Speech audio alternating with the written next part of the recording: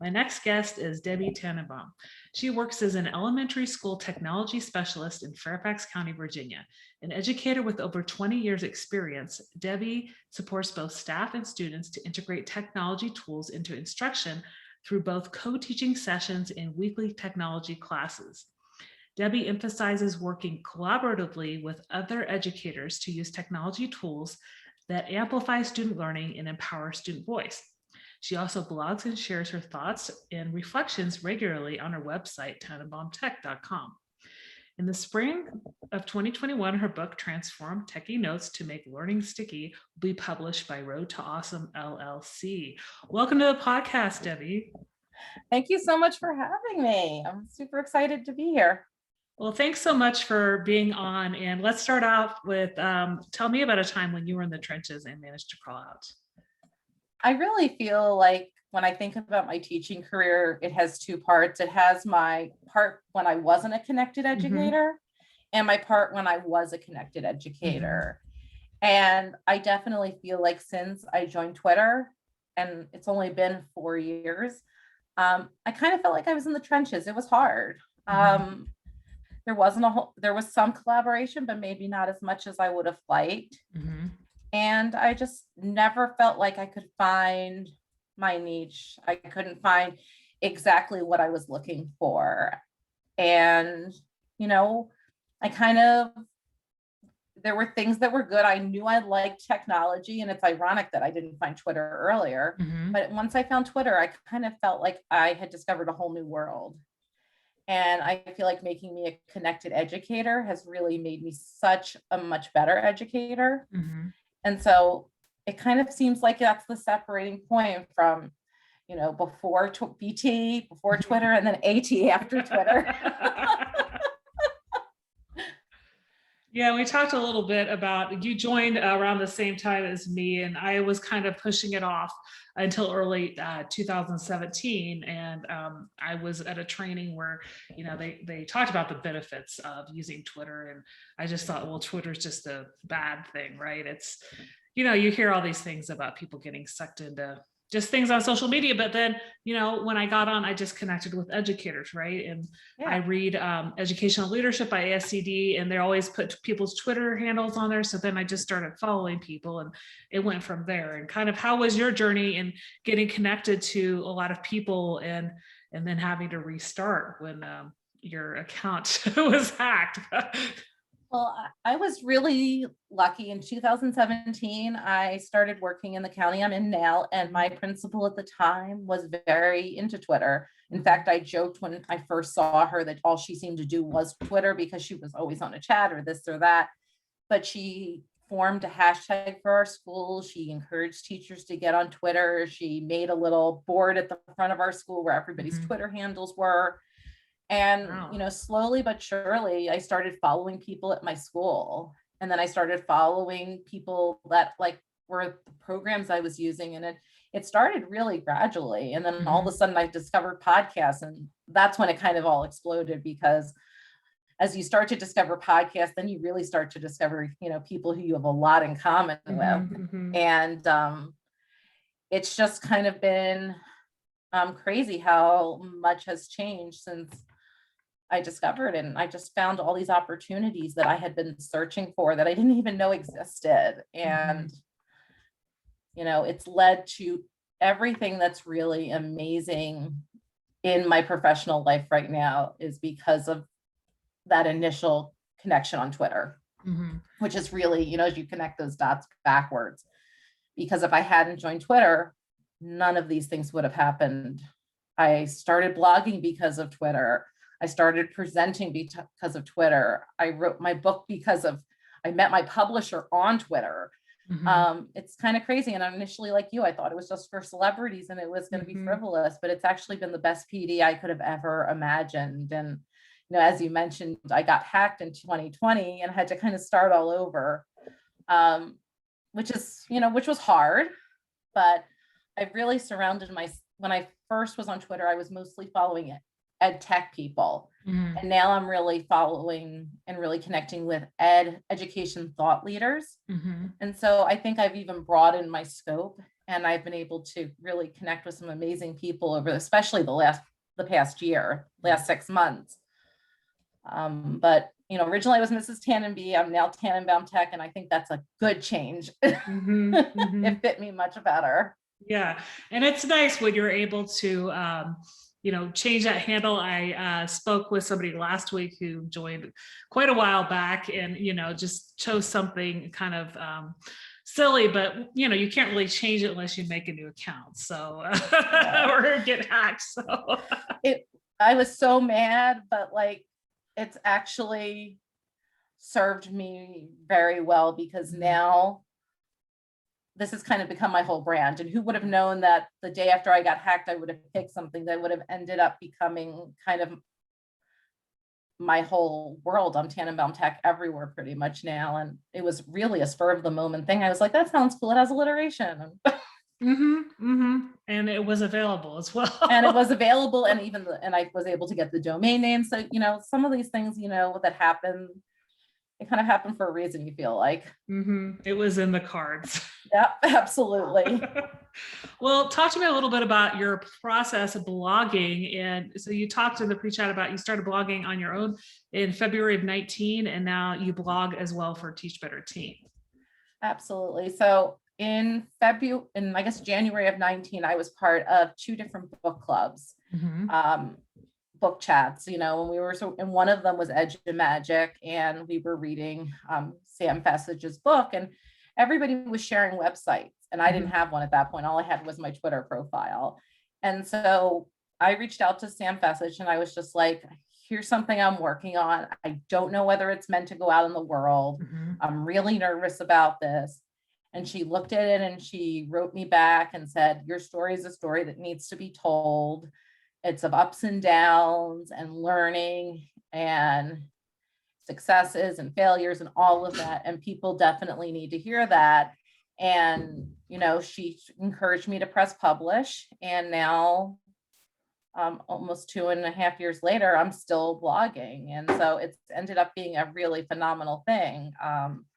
But it really just started because I was like, I figured I wanted to share things that were going on. And initially I felt like I was a lot less vulnerable. Now I pretty much am an open book, and I really share because I want my teachers and, people who read my blog to know that it's okay, that we learn through taking risks. And I really have gotten a lot of amazing things happen to me through the process of taking risks, going past the fear, and then seeing what's beyond. Did you start off publishing quite often when you published those blog posts, or was it just kind of as things came to you that you thought were beneficial for others to read? Usually about once a week when I first started, sometimes, and that was kind of my goal when things were really tough last year in the spring with COVID. And in this past fall, I was a little less frequent. There was just so many things going on, and it was super busy. But in general, that's what I was trying to do. In 2021, I've been blogging about every 3 days. I've been like super inspired this year, and things have just been kind of pouring out. Yeah. And it's funny how like people who've been blogging for a while, a lot of time that turns into a book, kind of based on their journey in the classroom or whatever they've been blogging about. And we'll talk a little bit about your book in a little while. I wanted to ask a little bit about how you got involved with Teach Better Team. Now you've been recently named an ambassador. Congratulations. Thank you. And that you're getting help on your website to market yourself even more as part of that ambassador duty. And so kind of when did you hear about Teach Better Team through others on Twitter? Is that how you kind of gravitated towards them?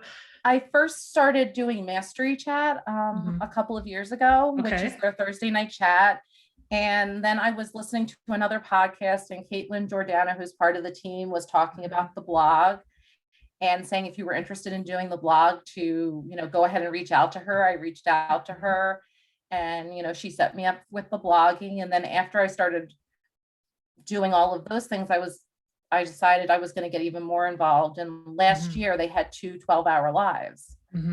And during the first one, they announced this Teach Better Ambassador program. And so I figured, why not? I wanted to try. I had been getting more and more involved with the team. I had started to listen to Teach Better talk a couple of months prior, and I just decided to go for it. And I did not expect to be picked. There were only 25 people picked in that first round, and I was one of them. I was actually kind of shocked. But it's been a great, great group to be part of. I've learned so much through them. And then at the second Teach Better 12-hour live, I learned about the Teach Better Admin Mastermind, Mhm. which is run by Dave Schmittou. And I realized that it didn't matter if I was an administrator or not, I could still be in this group of leaders. And Mhm. that has been another phenomenal change. And it just keeps growing. I find that, and I joke that the next one's coming like in 10 days. Every time the Teach Better team has a 12-hour live, it Mhm. changes my life in some way. So I'm looking at the calendar, like wondering what's next. Mhm. Mhm. And are you But scheduled to speak at that one on April 24th? no, I'm actually speaking at the Codebreaker Summit that day. Okay. Yeah, and Too many things. I have both of those on my calendar to, kind of, I know the last Teach Better 12-hour live, it was in and out, right? And then you can watch the recording. I was there when they started at 6 a.m. my time, I remember. But yeah, I know there's some people that somehow they stick with it the whole 12 I hours. try to because I like to win free books. Yeah. And I won 3 books the last time. Yeah. Well, I mean, it's such a great way of just getting professional development. And they put a lot Absolutely. of videos out there throughout the week, amongst others with Dave. So I wanted to ask you a little bit about kind of tying into those professional development opportunities. You said today you had a keynote at Brainstorm, which Mhm. is that a tech teacher organization? Brainstorm's actually organized by a couple of different organizations in the state of Virginia. So Okay. one of them is Unison EDU, which I'm a member of, Mhm. VISTI, which is our state organization, in addition to some other organizations run Brainstorm. And it was an entirely virtual conference, and Mhm. I was really thrilled to have my first keynote there today. So it was really fun. Do you have any other breakout sessions or keynotes coming up in the next few months? I have quite a few breakout sessions coming in the next few months. You know, not as many in May, but in June and Mhm. July. Obviously, summertime's pretty busy. I've mostly been sharing either about my book. I do a lot with thinking routines, so I talk about that. Talking about empowering student voice, and then the new session I'm working on is really talking about reaching beyond your expectations and how to really, build, not only your connections, but also Mhm. to then amplify their impact. Mhm. Yeah, and that's based on your own experience Absolutely. Yeah. finding Twitter. And, there's so many educators out there. Like when you were talking about in your building, that's kind of the opposite. You had a lot of people in your building, your principal was posting their Twitter handles on a bulletin board. Well, where I am, it's like hardly anybody's on Twitter, right? So I know for a fact there's a lot of educators that, well, if they are, maybe they're just using it for more of a social thing, like they're using Facebook. But there's a lot of educators that haven't discovered kind of the power of connecting with others through Twitter. And you doing a session on that, I think is a great way of kind of telling your story and just helping people know, in those 130 characters, you can amplify your voice. You could put your work out there. Absolutely. Yeah. Connect with so many great people, with which leads us into the story I wanted to ask you about finding your publisher and getting your book written. So I've had both Darren Peppard and Brandon Beck on the podcast. So go ahead and tell me kind of how you connected with them and about the book writing story. So on December 24th of 2020, I saw a post from Darren basically saying he was starting a new publishing company. And if anyone had a story, he would love to hear about it. And so I sent him a DM and I was like, I'm writing something. I'm not really sure if it's any good, but it's something I'm definitely working on. And I want to get your opinion on it. And, a couple days later we met and I shared with him my manuscript so far. And he said he would get back to me in a few days. And that next, I think it was that, I think I met with him on a Thursday. On that Sunday, he wrote me in, there was a contract in the email. Mm-hmm. He's Wow. like, he was like, I really believe in this. I think that you have a great story that people need to hear. And his enthusiasm when I met with him was so just off the charts Mm-hmm. that within the next month after him offering me the contract, I had finished the book. I was about halfway through Wow. when I started. There was something in our conversation that just sparked the writing, and it still seems like it's sparking the writing. And it's just crazy because it took me 3 months to write, you know, the beginning parts of it, and then the rest of it just kind of flowed out. Mm-hmm. And it honestly started with me looking at my blog and deciding, okay, where do I want to go with this? And, Mm-hmm. deciding to start from what we talked about before, before Twitter, what life was like for me before, and then how life changed once I discovered that and once I became a connected educator. And so the book kind of takes you through that process and really talks about ways that you can implement technology in easy, manageable ways, not only for your students, but also to empower yourself. Mm-hmm. Mm-hmm. So, what can one expect to read about in the book besides your story? I think you talked a little bit in the pre-chat about like building your own PLN, Mhm. and then lessons learned during COVID. So, being a tech educator, does it offer a lot of tips and kind of your own journey through helping others? I know you were probably the go-to person everybody's contacting in March of 2020, right? That was crazy. You have no idea. But it really, what it does is it's really transforms an acronym, and it's kind of organized in three parts. The first Mhm, part kind of talks about getting your feet wet. It mhm, shares my story. It talks about how we can use technology in a way that really amplifies learning, how to really amplify learning with creating.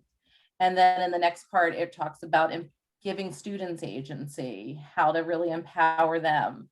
And mhm, then it goes into that part we were talking about, how to seek connections beyond your school, how to build your PLN. And then it concludes with more of a proactive approach, really taking the transformation to the next level, how to offer your voice, how to reach beyond your expectations, and how to take all these amazing learning opportunities we have at our fingertips right now and really use them to make sure that you have learning and you can be a lifelong learner, sitting anywhere, essentially. mhm, So many mhm. amazing things have happened in the last year plus that weren't even something we would have thought about. Something like the live stream. There weren't really things like that before all of this, but now we've taken the technology and it's given us opportunities as educators that we didn't have before. Mhm. Yeah, and I think just the fact that we're seeing students now that, their schools, whether they're in person or remote, they've started podcasts. They're doing live streams as well, right? Yeah, They're using those type of video and audio casts as a type of project, or getting the word out about what's happening at their school. So creativities come both from the younger and from people who have been in education. And I think your story is kind of showing that, it's okay to take those risks, right? And see where it absolutely. Yeah. leads. And I And I think, think that, go go ahead. ahead. I think that, in the last 2 years, that's something that I've just really realized that, yes, it's scary to take risks, but if you go past that fear, you're getting to a place that you couldn't have never imagined if you hadn't done that. Yeah. Because you're saying, like, even when you started Twitter, you had no idea, right? That it would lead to you, getting a book contract and publishing a book. Yeah, I mean, no idea of any of that. My books, the book's coming out next month. I'm a contributing author to another book that's coming out in 2022. Mhm. None of that was even in the realm of possibility. Honestly, at the end of 2019, I was in a Twitter chat and I was asked, what do you want to do if you could do anything? And I was like, I want to write a book. And the person who was running the chat was like, go do it. And Mhm. he wrote an endorsement for my book. So that's pretty cool. Yeah, yeah. And so you said that you finished the book quite quickly after you got the contract, but Did you start the book process a while before you Yeah. connected with Darren? So how long did the process from kind of conception to finish take? I started it really in January of 2020, and I did a Mhm. lot of work until March. Okay. Like we talked about, the springtime last year was kind of crazy, and whatever work I did on it was not really that substantial because Mhm. we were just all trying to survive in the spring. Mhm. So I would come back to it every once in a while, but it really wasn't until December that I really went back to it and really spent some time really, really working on it Mhm. because there was just too much going on before that. Yeah, understandably with all the changes and, being in and out of the building, but you picked back right back up where you left off. And, I think that contract and connecting with Darren just kind of propelled you to finish. Yeah, it absolutely did. And it was funny because I kept working on it and he's like sending messages. He's like, looks like you're almost done. And I was like, I think I am. So sometimes you're not sure, when you're done until until Mhm. you really, it's a lot to look at. Mhm, mhm. Well, I'm looking forward to reading it when it comes out. When the podcast episode is out, I think it will already be out. So we'll talk about that when you share your social information where people can buy the book. But out of everything we talked about on the podcast today, what's one thing you'd like listeners to remember? That you don't need to do this alone. Mhm. We don't need to teach behind closed doors. We don't need to be alone. There are so many amazing ways to connect. And if you're not a Twitter person, Facebook has really exploded for educators. There's so many amazing Facebook groups. If you're not a Facebook group, maybe Instagram works for you. There's so Mhm. many ways. And now my new favorite, I don't know if you've tried Clubhouse yet. No. Oh my God, Clubhouse is so much fun. But you have to have a iPhone. But there's just so many ways to connect. And so pick one Mhm. and connect with other educators. You're going to be amazed the inspiration you're going to get from that and how much you're going to learn. Mhm. I know Mhm. I learn more from Twitter and the people I've connected with on Twitter every day than anywhere else. Yeah, well, that's so great to hear. And I hope people will take your advice and connect with you. So let us know how to connect with you and where to find your website. And also, again, the book title and where that will be sold. Sure. So I'm pretty much Tannenbaum Tech everywhere, except for Facebook. I'm Debbie L. Tannenbaum there. And my book will be on sale on Amazon, hopefully sometime in May. And it's Transform Techie Notes to Make Learning Sticky. Great. Well, I will be putting all that information in the show notes. It was great talking with you today and hearing about your journey. And I wish you a great rest of your evening. Thank you so much.